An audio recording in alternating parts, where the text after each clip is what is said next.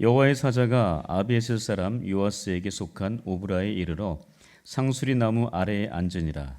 마침 요아스의 아들 기드온이 미디안 사람에게 알리지 아니하려 하여 밀을 포도주 틀에서 타작하더니 여호와의 사자가 기드온에게 나타나 이르되 큰 용사여 여호와께서 너와 함께 계시도다 하매 기드온이 그에게 대답하되 오 나의 주여 여호와께서 우리와 함께 계시면 어찌하여 이 모든 일이 우리에게 일어났나이까? 또 우리 조상들이 일찍이 우리에게 이르기를 여호와께서 우리를 애굽에서 올라오게 하신 것이 아니냐 한 그 모든 이적이 어디 있나이까? 이제 여호와께서 우리를 버리사 미디안의 손에 우리를 넘겨 주셨나이다 하니 여호와께서 그를 향하여 이르시되 너는 가서 이 너의 힘으로 이스라엘을 미디안의 손에서 구원하라. 내가 너를 보낸 것이 아니냐 하시니라. 그러나 기드온이 그에게 대답하되 오 주여 내가 무엇으로 이스라엘을 구원하리이까? 보소서 나의 집은 므낫세 중에 극히 약하고 나는 내 아버지 집에서 가장 작은 자니이다 하니 여호와께서 그에게 이르시되 내가 반드시 너와 함께 하리니 내가 미디안 사람 치기를 한 사람을 치듯 하리라 하시니라. 기드온이 그에게 대답하되 만일 내가 주께 은혜를 얻었사오면 나와 말씀하신 이가 주 되시는 표징을 내게 보이소서. 내가 예물을 가지고 다시 주께로 와서 그것을 주 앞에 드리기까지 이곳을 떠나지 마시기를 원하나이다 하니 그가 이르되 내가 너 돌아올 때까지 머무르리라 하니라. 이는 하나님의 말씀입니다. 아멘. 우리 앞뒤좌우로 인사하겠습니다. 건강하시기 바랍니다. 행복하시기 바랍니다. 네. 자, 굉장히 오래간만에 뵙는 것 같습니다. 네. 작년에 뵙고, 올해 수요기도 때 저를 뵙는 것 같아요. 그죠? 네. 늘 주님 안에서 행복하시고, 늘 주님과 함께 행복하시고, 늘 우리 운양교회 안에서 성도들과 함께 행복할 수 있기를 축복합니다. 아멘. 네. 우리 그 한국 교회사 중에 인물 중에 김익두라는 분이 계십니다. 김익두 목사님, 바로 저분이십니다. 평안북도 정주 출신이시고요. 유명한 부흥사입니다. 유명한 부흥사 이전에 굉장히 유명한 깡패였습니다. 네, 폭력배였습니다. 술과 기생에 빠져서 매우 방탕한 생활을 했던 분이십니다. 근데 저분이요, 안악교회, 바로 그 고향교회인데 그 교회에서 스왈론 목사님, 한국명으로는 소안론 이런 분이신데요.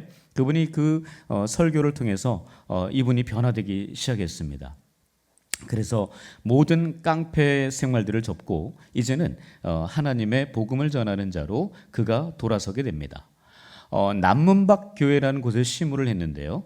이분이 지금의 현 남대문 교회로 추정을 하고 있습니다. 바로 그곳에서 전도사 생활을 하면서 그렇게 복음을 전하는 그 일을 감당했습니다.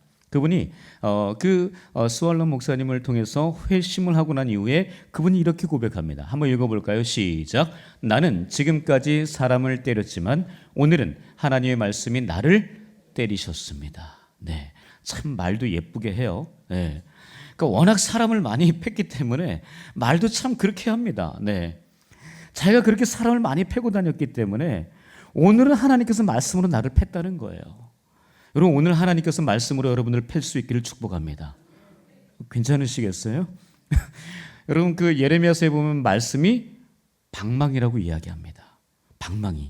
방망이 같은 말씀으로 우리를 다시 한번 깨트리시고 우리의 모든 죄악을 깨트리고 우리의 잘못된 모든 습관들을 깨트리고 우리를 다시 한번 새롭게 세워주실 수 있는 귀한 은혜의 말씀 될 수 있기를 축복합니다. 아멘. 이분이요 설교의 특징이 있었습니다. 이분의 설교의 특징은 이런 거였습니다. 이분은 위로, 그러니까 이게 그러니까 우리가 위로, 당신 위로합니다. 이런 설교를 통해서 위로를 기대하면 안 됐습니다. 이분 설교는요. 위로보다는 죄 인식을 굉장히 강조했어요. 죄를 그렇게 낱낱이 드러냅니다. 본인이 그렇게 많은 죄를 지었기 때문에 그것을 드러내는 것을 이분은 결코 두려워하지 않았습니다.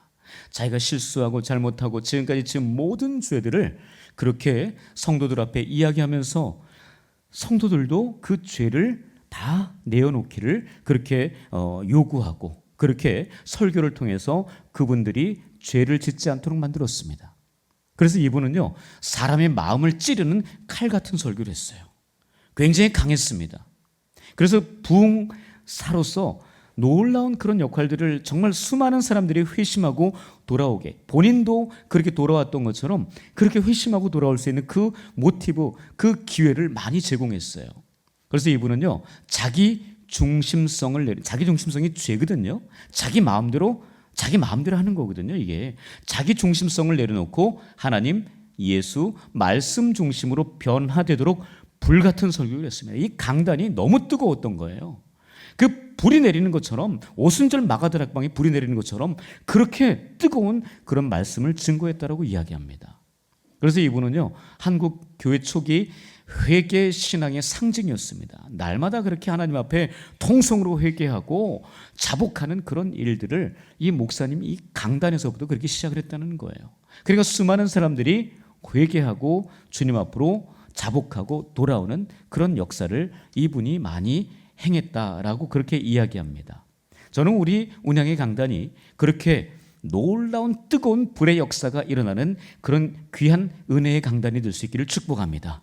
많은 사람들이 주님 앞으로 돌아오는 그런 잔잔한 설교를 통해서도 주님 앞에 돌아오지만 이런 강한 설교를 통해서도 주님 앞으로 돌아오는 놀라운 역사가 있는 운양의 강단 될 수 있기를 축복합니다. 자, 이제 사사기, 우리 좀 많이 잊어버렸을 것 같아요. 사사기에 등장하는 사사는 모두 몇 명? 12명. 그 이제 사무엘상에 한 분이 등장하시죠. 사무엘이라고 하는 그분까지 해서 13명인데 대사사 6명, 온니엘, 에훗, 드보라, 기드온, 입다, 삼손. 자, 오늘 기드온인데요. 자, 기드온은 대사사예요, 소사사예요? 대사사입니다. 대사사. 왜요? 양이 많아서. 다른 거 없어요. 그분이 더 많이 일해서 그게 아니에요. 양이 많아서 그렇습니다. 양이 적은 사람은 소사사 6명, 삼갈, 돌라, 야일, 입산, 엘론, 압돈. 자, 이렇게 소사사로 돼 있고, 자, 사사시대 340년 그 동일한 반복이 되는 사이클이 있었습니다. 범죄하고 징계, 회개, 구원. 또다시 이것을 잃어버리고 재범죄하고 하나님께 또 징계하시고 또 회개하고 또 구원하는 이런 반복되는 것이 340년의 사사시대였다라고 이야기하죠.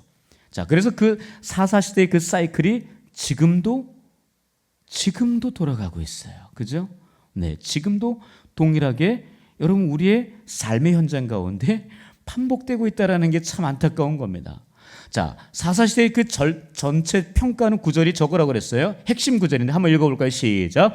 그때에 이스라엘의 왕이 없으므로 사람이 각기 자기 소견에 옳은 대로 행하였더라. 네, 뭐가 없기 때문에 자기 소견에 옳은 대로 했대요? 왕이 없기 때문에. 왕은 누구세요? 하나님이시잖아요. 하나님이 그때도 340년 그 사사시대 동안에 하나님이 죽으셨습니까? 아니에요. 하나님이 있었지만 하나님을 왕으로 인정하지 않았기 때문입니다. 여러분 지금도 마찬가지예요. 여러분의 삶 속에 하나님을 왕으로 인정하지 않으면요, 하나님은 안 계신 거예요. 하나님이 계시지 않는 지금 상황은 아님에도 불구하고 내가 하나님을 인정하지 않기 때문에 하나님이 왕으로 나에게 역사하지 않는 겁니다. 자, 그런 일들을 우리가 경험하면 안 돼요. 자, 근데 여기 지금 밖이 너무 추워서 그런가요? 아니, 좀 따뜻하죠? 따뜻한가요? 네네. 따뜻하면 잠이 오는데 눈을 뜨세요. 눈을 바짝 뜨세요. 네. 아까 찬양할 때는 열심히 막 찬양하고 설교할 때는 주여 감사합니다. 잠을 주셔서 감사합니다. 물론 사랑하는 자에게 하나님께 잠을 주시지만 일어나셔야 됩니다. 정신 차리셔야 돼요. 네. 그래야지만 우리가 하나님 앞에 말씀이 방망인데 그 방망이 말씀 맞으면서도 가만히 계속 이러고 있다면 우리는 다시 한번 정신 똑바로 차려야 되는 거예요. 말씀이 분명히 방망이입니다. 방망이 같은 말씀으로 나를 히팅하신 거예요. 때리시는 거예요. 자, 그 말씀의 방망이 오늘 기드온을 통해서 우리가 살펴볼 텐데요. 자, 기드온은 몇 번째 사사? 5번째. 여러분 4번째 사사가 누구였어요? 최초의 여자 사사 드보라. 네, 드보라예요, 드보라. 네. 예, 뭐, 자꾸 이상한 이름 대지 마시고, 예, 네 번째 사사가 드보라였어요. 다섯 번째는 누구요? 기드온. 자, 오늘 이제 기드온에 대해서 알아볼 거예요. 근데 아직 정신을 아직 놓으셨나 봐요. 네. 자, 다시 한번 정신을 바짝 차리고, 네. 네 번째 사사가 누구라고요? 드보라. 다섯 번째 사사는요, 기드온입니다. 기드온. 네. 바로 기드온. 이 기드온에 대해서 우리가 살펴볼 텐데요. 자, 기드온. 바로 이 다섯 번째 사사 기드온. 이 사람 만난 하나님이 어떤 하나님인가 살펴보도록 하겠습니다. 두 가지로 살펴볼 거예요. 자, 첫 번째입니다. 첫 번째. 한번 읽어볼까요? 시작. 우리를 먼저 찾아오셔서 함께 하시는 하나님. 자, 11절 12절이에요. 자, 읽겠습니다. 시작. 여호와의 사자가 아비에셀 사람 요아스에게 속한 오브라에 이르러 상수리 나무 아래에 앉으니라. 마침 요아스의 아들 기드온이 미디안 사람에게 알리지 아니하려 하여 밀을 포도주 틀에서 타작하더니 여호와의 사자가 기드온에게 나타나 이르되 큰 용사여 여호와께서 너와 함께 계시도다. 큰 용사여, 누구한테 하는 얘기예요? 기드온한테 하는 얘기입니다. 기드온한테 하는 얘기예요. 큰 용사여, 내가 너와 함께 하겠다. 여러분, 지금 이 기드온이 뭐 하고 있었어요? 밀을 타작하는데 포도주 틀에서 타작을 합니다. 여러분, 그것을 잘 생각해 보면 포도주 틀이라고 하는 것은 포도주 즙을 짜는 거잖아요. 근데 거기에서 밀을 타작한대요. 여러분, 밀 타작을 어디서 해야 돼요? 숨어서 해야 됩니까? 좁은 공간에서 하는 거예요? 아니잖아요. 어디서 해야 돼요? 밖에서 바람 잘 부는 곳에서 타작을 해야 되는 게 맞잖아요. 그래서 그 껍질이 다 날아가도록 해야 되는 거잖아요. 근데 지금 숨어서 합니다. 왜요? 미디안 사람들에게 들킬까 봐. 들키면 몽땅 다 빼앗기기 때문에 지금 그런 상황에, 지금 우리가 읽지 않은 이 앞부분, 그 6장 앞부분의 내용은 뭐냐면요, 원래 이 지금 40년 동안 굉장히 평안했어요. 그 사사, 그 여자 사사, 그 드보라로 인해서 40년 동안 평안하다가 또 평안하니까 그 이스라엘 백성들이 뭐 했어요? 범죄했습니다. 범죄하니까 하나님께서 어떻게 했어요? 미디안 사람들을 보내버립니다. 그래서 그들을 지배하게 만들어요. 몇 년 동안? 7년 동안 그렇게 만들어버립니다. 40년 동안 평안했다가 7년 동안 이 미디안 사람들이 굉장히 많은 어려움을 당해요. 이 사람들이 어떤 사람들이냐? 바로 여러분 파종할 때는 그냥 놔둬요.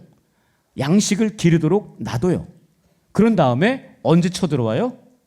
추수할 때. 추수할 때 와가지고 몽땅 다 걷어가 버리는 거예요.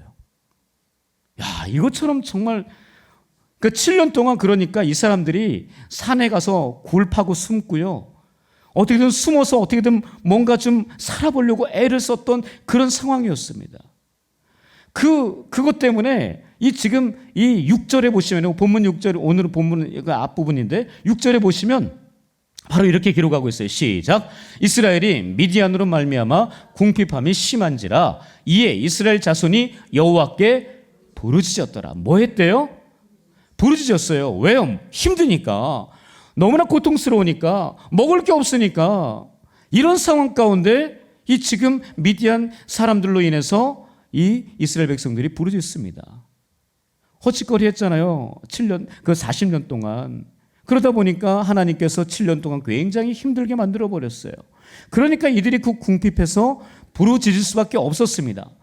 그러니까 그 다음에 하나님께서 뭐 하셔야 돼요? 순서적으로 보면은 이제 그들의 부르짖음 들었으니까 뭐 준비해야 돼요? 사사를 준비하는 거죠.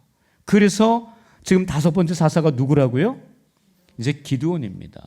기드온이 다섯 번째 사사로 이제 쓰임을 받게 되는 거죠. 그에게 하나님께서 나타나셔서, 근데 참 안타까워요. 아까 뭐 할 때 하나님이 나타나셨다고요? 포도주 틀에서 밀타작할 때, 그것도 숨어서. 그러니까 굉장히 지금 다시 말하면 참 찌질한 행동하고 있는데 지금 하나님이 나타나신 거예요. 아니 좀 성전에서 하나님 앞에 부르짖을 때, 예배할 때 그렇게 찬양하고 그럴 때 하나님이 좀 나타나셨으면 좋았을 텐데, 아니 숨어가지고 지금 막 이렇게 눈치 보면서 지금 그 타작하는 그때 하나님이 나타났습니다.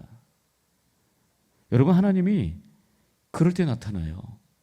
좀 위기 가운데 놓여져 있을 때, 정말 남들에게 보여주기 싫은 그런 고통 가운데 놓여 있을 때, 실패와 절망 가운데 내가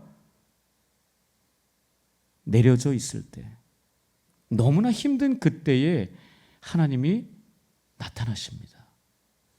여러분, 근데 아시겠지만 지금 기드온이 하나님을 원해서 하나님이 나타나셨나요? 아닙니다. 하나님께서 기드온을 먼저 찾아가셨어요. 먼저 찾아가셔서 아까 큰 용사요, 뭐라고 그랬어요? 그 다음에 여호와께서 너와 함께 계시도다. 함께 하시기 위해서 지금 이 기드온을 찾아오셨습니다. 하나님은 그런 분이세요. 여러분, 우리가 위기 가운데 빠졌을 때에 하나님은 우리를 찾아오십니다. 여러분, 잘 생각해 보세요. 지난주에 잠깐 얘기했지만 야곱, 이스라엘의 4대 족장 중에 하나였습니다. 그 야곱이 형 에서의 장자권을 축복을 받고 나서, 그러고 나서 도망쳤죠. 도망쳐서 어디에 이르렀어요? 루스, 베델, 옛날엔 루스라고 했는데 지금 베델이라고 하죠. 하나님의 집이라는 그 뜻을 가지고 있습니다. 바로 그곳에 이르러서 돌베개에 베고 잠을 청했어요. 너무나 피곤했기 때문에 그랬습니다. 얼마나 열심히 달려왔으면 지금 형이 뒤쫓아오는 그 상황 가운데 잠을 잘 수밖에 없는 바로 그 상황이었습니다. 바로 그 상황 가운데 꿈에 하나님께서 나타나셨습니다. 그가 꿈을 꾸는데 환상을 봐요. 하늘로부터 땅까지 이어져 있는 하늘 사닥다리를 봅니다. 바로 그 하늘 사닥다리 그곳에서 천사들이 오르락내리락 하면서 하나님 말씀하십니다. 내가 너와 함께 있다. 여러분, 이 말씀을 좀 보셔야 될 것 같아요. 창세기 28장 말씀입니다.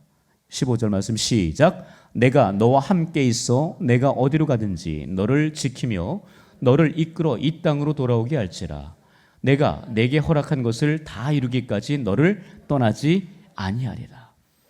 하나님께서 분명하게 그 지금 위기 가운데, 정말 그가 그 상황 가운데 어쩌면은 그 야곱이 하나님 만나기 싫었을 수도 있어요. 근데 그 상황 가운데 나타나셨습니다. 하나님께서요.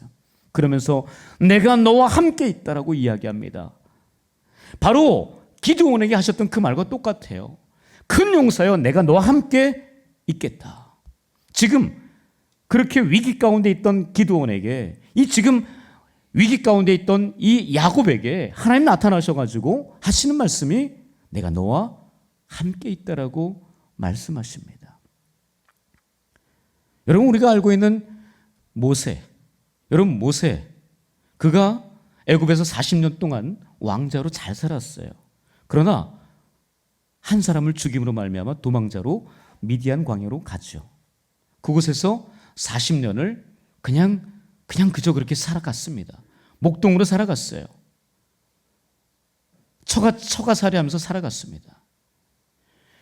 그곳에서 하나님께서 호렙산 떨기나무 불꽃 가운데서 그가 80세가 되었을 때 그를 만나십니다. 그러면서 출애굽을 시키라는 그 이야기를 하셨습니다. 그런데 그가 얘기하죠. 하나님, 나는 입이 뻣뻣한데요. 나 입술이 둔해서 말을 못해요. 그 이야기를 하자 하나님께서 뭐라 그러세요? 그 입을 누가 지었느냐? 내가 그 입을 지었고 그 입에 내가 함께 있어 너에게 할 말을 주겠다라고 말씀하십니다. 여러분, 하나님께서 그런 분이세요.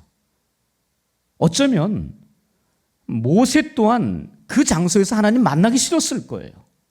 아니, 왕자로 잘 나갔을 때 그때 만나주시지 왜 지금 찌릿하게 그렇게 처가살이 하면서 백발이 성성한, 이제 어쩌면은 주님 만날 날이 얼마 남지 않은 그 상황 가운데 나를 부르시냐고요.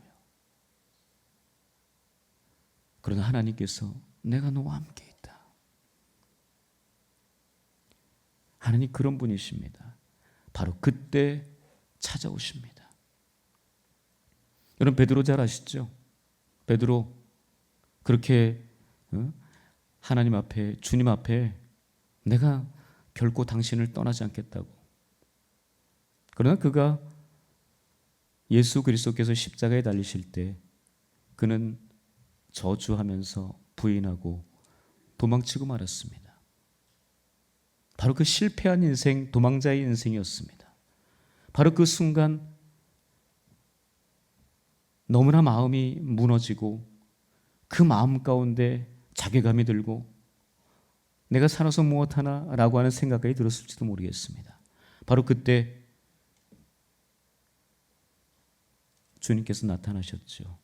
부활하신 주님께서 물고기를 잡고 있는 그 갈릴리 바닷가에 나타나셔서 그에게 다시 일어설 수 있는 기회를 허락하셨습니다. 어쩌면 그때 안 나타나셨으면 좋았을 뻔했어요. 너무나 힘들었기 때문에. 그러나 하나님은 바로 그 순간에 우리를 먼저 찾아오십니다. 먼저 찾아오셔서 우리를 다시금 큰 용사라고 말씀하시며 내가 함께 있다라고 우리에게 위로의 메시지를 주고 계십니다. 과연 여러분들의 삶의 자리는 어떻습니까? 여러분 잘 나가고 계십니까? 아니면 너무나 힘든 상황 가운데 살고 계십니까? 하나님은 그 상황 가운데 우리를 만나기를 원하십니다. 하나님께서 우리의 그 삶의 자리에 찾아오십니다. 바로 그 위기와 절망과 좌절과 낙심의 그 순간, 모든 것을 다 잃어버린 그 괴로움의 그 순간, 너무나 외로워서 우울증에 빠지는 그 순간, 바로 주님께서 하나님께서 우리를 찾아오시는 줄 믿습니다. 그 하나님 바라보시며 다시 한번 우리의 삶의 자리에서 나와 함께 하시는 임마누엘의 하나님과 다시금 새 힘을 얻고 전진해 나아갈 수 있는 그런 저와 여러분들 될 수 있기를 축복합니다. 자, 두 번째입니다. 두 번째, 기드온이 만난 하나님. 자, 읽겠습니다. 시작. 우리의 모든 것을 받아주시고 겸손한 자에게 사명을 주시는 하나님이십니다. 자, 함께 좀 작죠? 읽어볼까요? 14절부터 16절입니다. 시작. 여호와께서 그를 향하여 이르시되 너는 가서 이 너의 힘으로 이스라엘을 미디안의 손에서 구원하라. 내가 너를 보낸 것이 아니냐 하시니라. 그러나 기드온이 그에게 대답하되 오 주여, 내가 무엇으로 이스라엘을 구원하리이까? 보소서, 나의 집은 므낫세 중에 극히 약하고 나는 내 아버지 집에서 가장 작은 자니이다 하니 여호와께서 그에게 이르시되 내가 반드시 너와 함께하리니 내가 미디안 사람 치기를 한 사람을 치듯 하리라 하시니라. 네, 하나님께서 이 지금 기드온을 만나시는 그 상황 가운데 먼저 찾아오셔서 그와 함께 계시겠다고 말씀하시면서 미디안 사람 치기를 한 사람 치듯 하게 될 것이다라고 분명하게 이야기합니다. 내 손에 미디안을 붙였다라고 이야기합니다. 그러나 그가 부정하죠. 나는 안 됩니다. 나는 못합니다. 나 아무것도 없습니다. 중간에 보시면 오 주여, 내가 무엇으로 이스라엘을 구원하리이까? 보소서, 나의 집은 므낫세 중에 극히 약하고 내 아버지의 집에서 가장 나는 작은 자다라고 이야기합니다. 굉장히 겸손한 이 기드온의 모습을 볼 수 있습니다. 기드온이 그런 사람 아니거든요. 하나님께서 말씀하신 것처럼 큰 용사의 모습인데도 그는 자기 자신을 주님 앞에, 하나님 앞에 굉장히 낮추고 있는 겸손한 모습을 볼 수 있습니다. 바로 그 겸손한 모습이 기드온을 만든 거죠. 하나님은 이 기드온의 그 모습을 보신 거예요. 교만했다면 하나님께서는 그 기드온을 찾아오지도 않으셨을 것입니다. 그러나 그가 겸손한 것을 하나님은 아셨습니다. 그의 겸손함을 보시고 하나님께서는 그를 큰 용사라고 불러주시고 너가 미디안을 한 사람 치듯 하게 될 것이다라고 분명하게 말씀하셨습니다.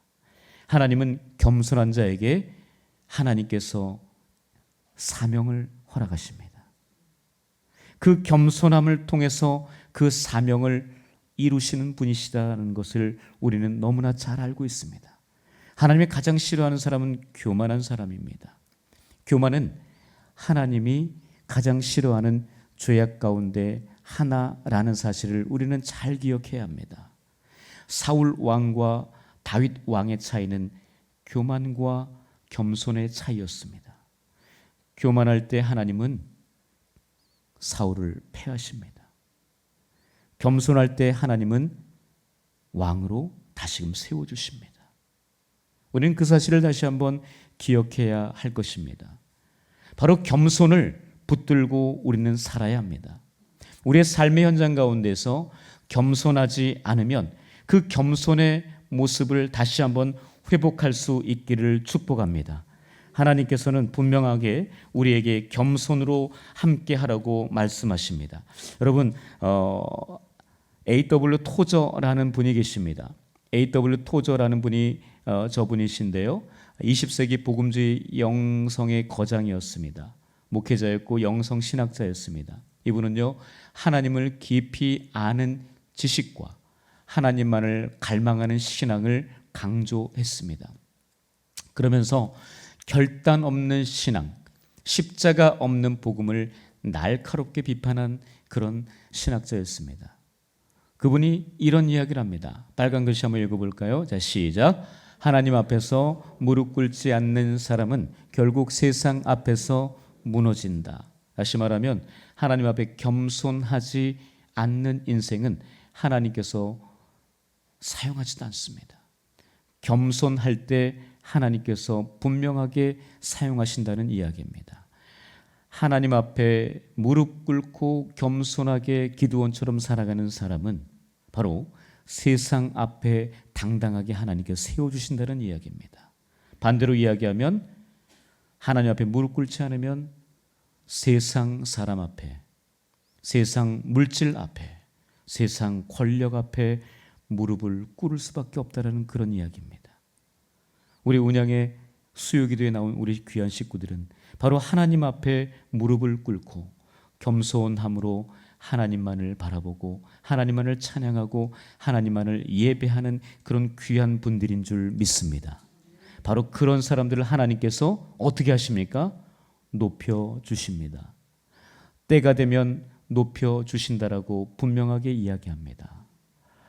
여러분, 베드로 사도가 그런 이야기를 했습니다. 베드로전서 5장 5절 6절입니다. 함께 읽겠습니다. 시작. 젊은 자들아 이와 같이 장로들에게 순종하고 다 서로 겸손으로 허리를 동이라. 하나님은 교만한 자를 대적하시되 겸손한 자들에게는 은혜를 주시느니라. 그러므로 하나님의 능하신 손 아래에서 겸손하라. 때가 되면 너희를 높이시리라. 분명히 겸손한 사람은 하나님께서 때가 되면 높여주세요. 근데 그때를 기다리십시오. 그때를 기다리지 못하면요, 사울이 됩니다.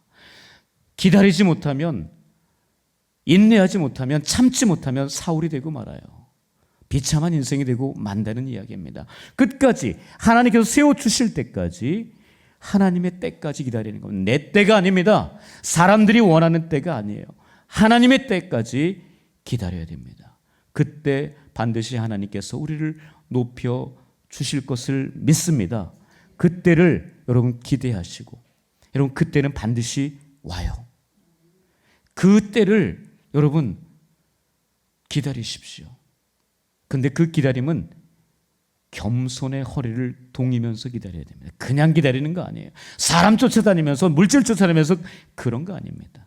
바로 겸손하게 허리를 동이며 잠잠하게 하나님께서 나를 세워주시는 그때를 기다리면 분명히 하나님께서 하나님의 때에 반드시 우리를 세워주실 줄 믿습니다. 베드로는 깨달았습니다. 분명히 여러분 베드로는 온탕과 냉탕을 왔다 갔다 하는 그런 사람이었어요. 바로 그런 사람 분명히 하나님께서 그때가 되면 높여주실 것을 분명히 알았습니다. 자기의 삶을 통해서 알았어요. 여러분 사랑하는 운양의 식구 여러분, 하나님께서 분명히 우리에게 우리의 인생을 그냥 두지 않습니다. 실패와 절망, 좌절과 위기 그 가운데 그냥 두시지 않습니다. 분명히 하나님은 찾아오시는 줄 믿습니다. 찾아오셔서 우리와 함께 동행하시는 줄 믿습니다. 내가 너와 더불어 함께 먹고 마시리라. 바로 우리 하나님께서 우리와 함께 하시는 그 하나님이 다시금 우리에게 큰 용사라고 부르시면서 우리에게 사명을 허락하시는데, 그때 우리는 어떻게 됩니까? 겸손해야 합니다. 겸손으로 허리를 잘 동이시고 그 겸손으로 말미암아 하나님 앞에 영광을 올려드릴 수 있는 저와 여러분들 될 수 있기를 주님의 이름으로 간절히 축복합니다. 찬양하겠습니다.